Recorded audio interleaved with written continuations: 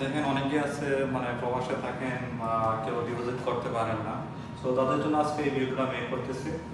So দেখেন কিভাবে deposit করতে হবে। এটা হচ্ছে আমার এটিএম কার্ড।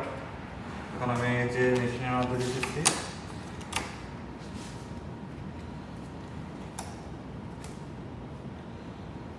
আমরা ইংলিশ সিলেক্ট করব, ওকে। তারপরে পাসওয়ার্ড, আপনারা যাদের ব্যাংক অ্যাকাউন্ট আছে তাদের পাসওয়ার্ডটা। তারপরে এখন আমরা এখানে কি দেব, এই যে এখানে লেখা আছে ডিপোজিট, ওকে। এখানে লাস্টে আমরা ক্লিক করব।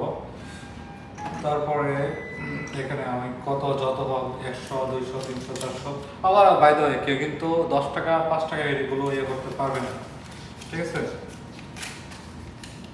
তারপরে এরকমভাবে খুলছে, খোলার পর আমরা এখন এভাবে ঢেলে দেবো, তারপরে অনেক ইয়ে করা যাবে।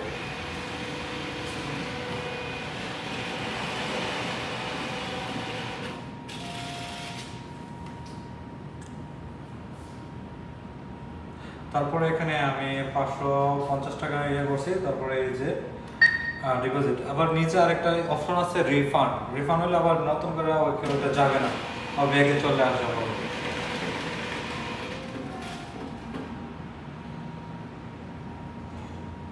থ্যাংক ইউ ফর এখন আমার অ্যাকাউন্ট কত আছে 697 এখন আমি দিয়ে সেটা, বা এখানে একটা ক্যান্সেল একটা অপশন আছে, ওইখানে ক্যান্সেল দিলে বের হয়ে যাবে।